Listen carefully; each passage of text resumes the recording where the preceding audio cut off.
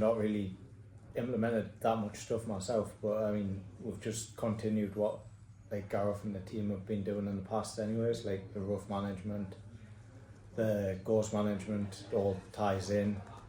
I mean, cutting the rough twice a year, raking it once a year, it just helps to thin out the grasses, allows the wildflowers that are already there to come through, which we've seen in abundance in the last few years. I mean, the amount of orchids we had last year was probably a record for up here. There was literally thousands, and that's no exaggeration. Yeah, I mean, this winter, like you say, I mean, up here on the northeast coast, we've hardly had any rain. Right, we've had rain, but nothing as much as we normally get. So it's allowed us to get areas cut that we couldn't get into last year because it was too wet. I mean, we've done more cutting this year in places than we have in the past 3 years, definitely since I've been here. It's allowed us to go a little bit shorter as well because the ground's not soft, so the machine's not sinking in. I mean, it's just helped.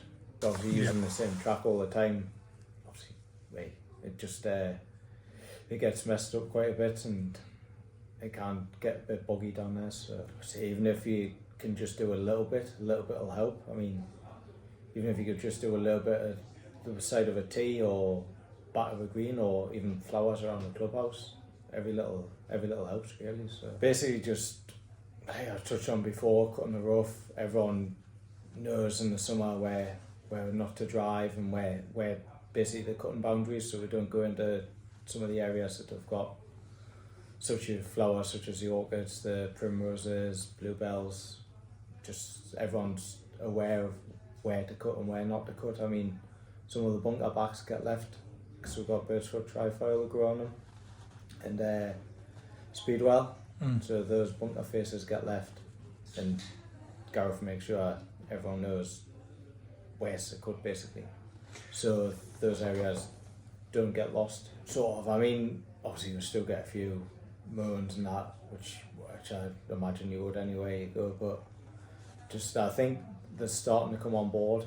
I mean, if you look everywhere now, all the years, how everywhere's going green and do what you can for the environment, so it's not just us. Yeah, I believe so, because I mean, the amount of like flora and fauna around here is just, I could go out there and someone and show you. It's just, it's everywhere. I mean, it's butterflies, moths, local bird groups around here as well, which keep track of like rare and scare birds, and there's someone who I know is actually writing a book about them all around this area, so it's always been back of the mind type thing, whereas obviously golf comes first, but nature works alongside it. I mean, we've got the Northern Marsh orchid, which will be out soon, Devil's Bit Scabious, harebells, Colt's Foot,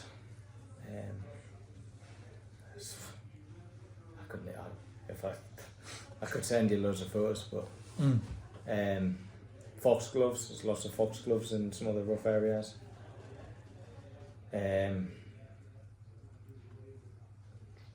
There's gorse bushes which are managed.